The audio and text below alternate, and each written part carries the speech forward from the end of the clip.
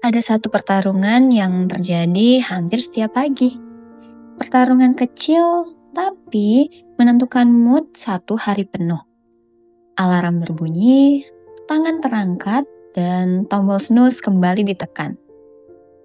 Masalahnya bukan malas, bukan juga kurang niat. Ada sesuatu yang jauh lebih dalam. Otak sedang berjuang melawan sistem biologisnya sendiri. Fenomenanya terdengar sederhana, tapi rahasianya rumit dan cukup mengejutkan. Setiap malam, Rian memasang alarm dengan niat kuat. Besok aku harus bangun jam 5. Tapi begitu pagi datang, niat itu terasa seperti janji orang kemarin sore.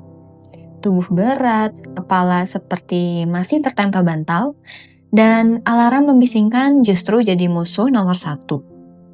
Yang lebih lucu, ketika akhirnya ia bangun 1 jam lebih telat, tubuhnya terasa segar. Seolah tubuh mengikuti jamnya sendiri. Dan di sini rahasianya bersembunyi.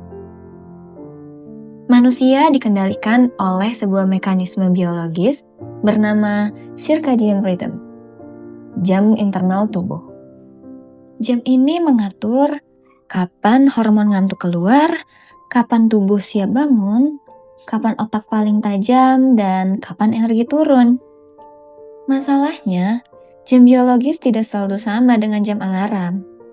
Ketika alarm berbunyi sebelum tubuh siap, otak mendeteksi sebagai ancaman, yang membuat hasilnya kepala terasa berat, tubuh lemas, kesadaran terasa blur, dan keinginan untuk kembali tidur. Ini bukan malas, ini sistem tubuh yang terganggu. Ada beberapa penyebab otak sulit untuk bangun pagi. Otak belum selesai membersihkan memori.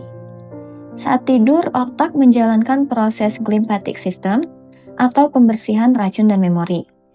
Kalau terbangun di tengah proses ini, tubuh protes. Lalu mood pagi dibentuk oleh malam sebelumnya. Tidur yang tidak berkualitas, stres, scrolling terlalu larut, semua mempengaruhi kualitas gelombang tidur. Jika gelombang delta terganggu, energi pagi akan hilang. Konflik antara keinginan dan kondisi biologis. Keinginan bangun pagi, tapi tubuh belum selesai memulihkan diri. Konflik inilah yang melahirkan perang alarm. Otak juga punya zona waktu yang berbeda. Beberapa orang memiliki chronotype malam, yang artinya otak mereka memang aktif lebih lambat di pagi hari. Bangun pagi bergantung pada 2 hormon utama. Kortisol atau hormon bangun, idealnya ini naik sebelum mata terbuka, tapi pada banyak orang kortisol baru naik setelah beberapa jam. Dan melatonin atau hormon ngantuk. Idealnya ini turun menjelang pagi, tapi pola tidur kacau bisa membuatnya bertahan lebih lama. Alhasil, tubuh terasa berat meski jam menunjukkan pagi. Ini menjelaskan kenapa ada orang yang bangun pagi menjadi linglung dan bangun siang menjadi segar. Itu semata-mata karena jam biologi mereka berbeda. Menariknya, konsep bangun pagi sudah dibahas dalam Al-Quran dan juga hadis. Pagi disebut sebagai waktu yang penuh keberkahan, ada ketenangan, ada udara segar, dan ruang untuk mendekat pada yang maha membangunkan.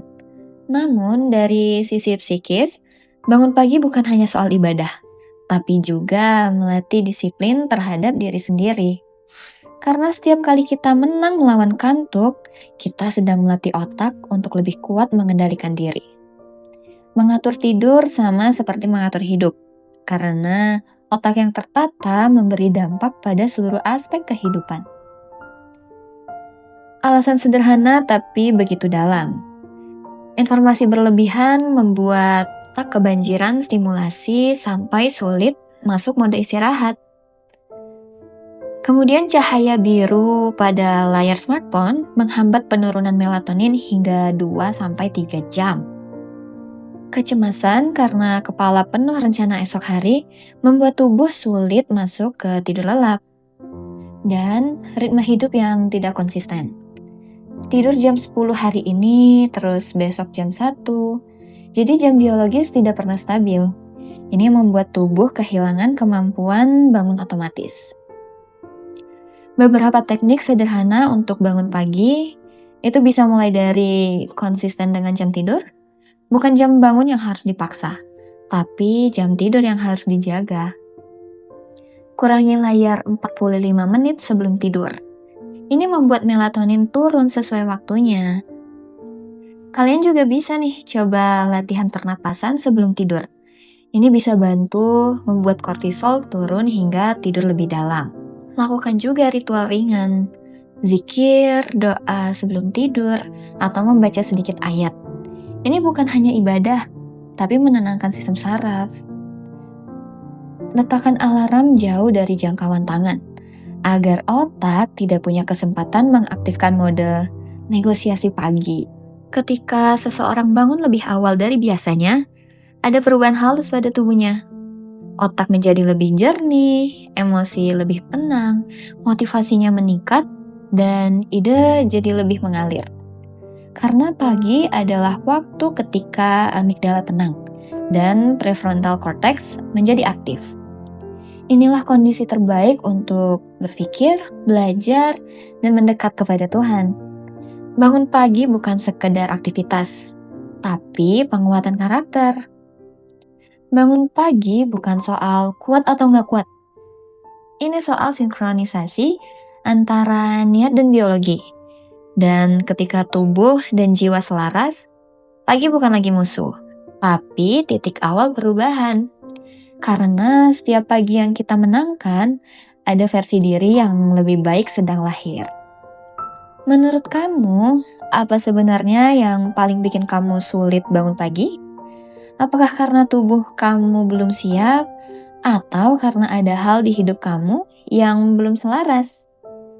Tulis di kolom komentar ya, siapa tahu jawabanmu bisa bantu orang lain yang merasakan hal yang sama.